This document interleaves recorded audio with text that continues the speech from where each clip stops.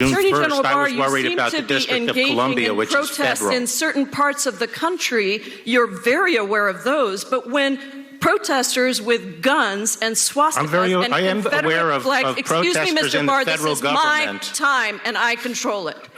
You are aware of certain kinds of protesters, but in Michigan, when protesters carry guns and Confederate flags and swastikas and call for the governor of Michigan to be beheaded and shot and lynched, somehow you're not aware of that. Somehow you didn't know about it, so you didn't send federal agents in to do to the president's supporters what you did to the president's protesters. In fact, you didn't put pepper balls on those protesters. So the point I'm trying to make here, Mr. Barr, that I think is very important for the country to understand, is that there is a real discrepancy in how you react as the Attorney General, the top cop in this country, when white men with swastikas storm a government building with guns. There is no need for the president to, quote, activate you because they're getting the president's personal agenda done. But when black people and people of color protest police brutality, systemic racism, and the president's very own lack of response to those critical issues,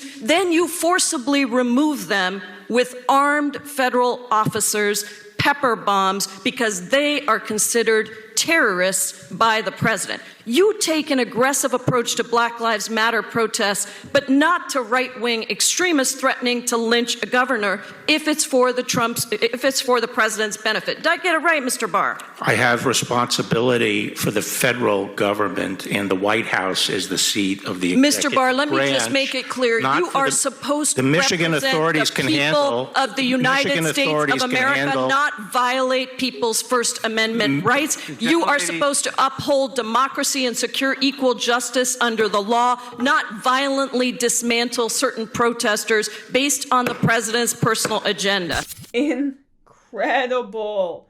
Representative Pramila Jayapal is really just the best in the business. She's so good at what she does. So this was after Bill Barr denied knowing about the Michigan protests at the Capitol, where Gretchen Whitmer was threatened by armed MAGA heads who also had a noose-like object with a doll that resembled her hanging on the end of it. I covered it here. It was widely covered throughout the country.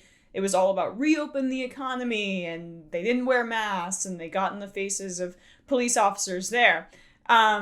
He pretended, oh, I never heard about that. He is so disingenuous. This is the exact attorney general that Trump wanted when he put Jeff Sessions in place.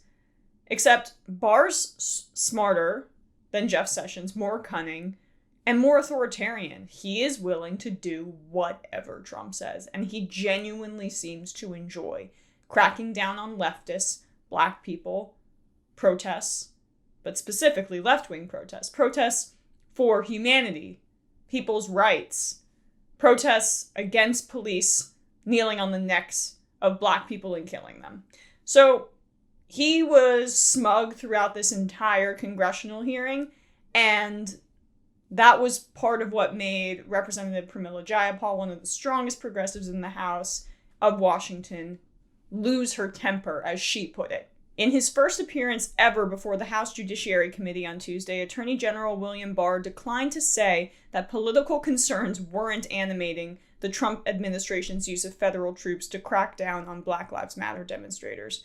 Asked by Chairman Jerry Nadler if he discussed the politics of the crackdown with Trump or anyone in his inner circle, Barr didn't specifically mention the Department of Justice operations, but confirmed that the election comes up in his conversations with the president. I'm a member of the cabinet, said Barr, and there's an election going on. Oh, do we not know that? He's so smug.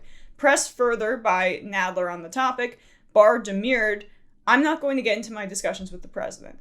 As well, Barr indicated he views protesters in Portland, Oregon not as demonstrators demanding black liberation or defending themselves from unwanted federal intrusion, but as insurrectionists. What unfolds nightly around the courthouse cannot reasonably be called a protest, Barr said in his highly anticipated testimony. It is, by any objective measure, an assault on the government of the United States. Barr's rhetoric represented the latest escalation by the Trump administration in demonizing the protests, which are part of what has become the largest sustained movement in American history.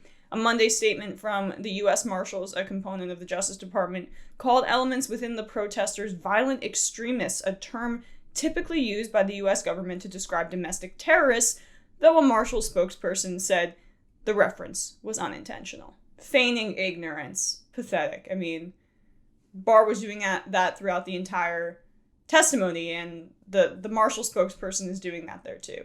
They know what they're saying. They know what they're saying. And by the way, even if you want to say that all of the protesters are Antifa, as Trump would call it, right? Which they're 100% not. Maybe like 0.05% are Antifa, which again is not an organization. It's more of a movement with no leader fighting against fascism, anti-fascist. Okay. So even if you want to say that, Antifa has been responsible for 0 deaths in 25 years. There was just a study done on it. Right-wing extremists, lots more. It's the leading terrorist faction in the United States. Bill Barr goes to sleep when he hears that, right? He doesn't care. But then you have people fighting for the rights of black people not to get slain in the streets by people who get paid by our tax dollars. Oh, they're insurrectionists. They're enemies of the state. Fascist talk, straight up. So Trump's got to be very happy with his rhetoric. And that's why Jayapal went nuts in a great way. You know? She did it so artfully, and it's just a great reminder of how important it is to have strong progressives in the House, and how she is one of the select few that's just really fighting for all of us.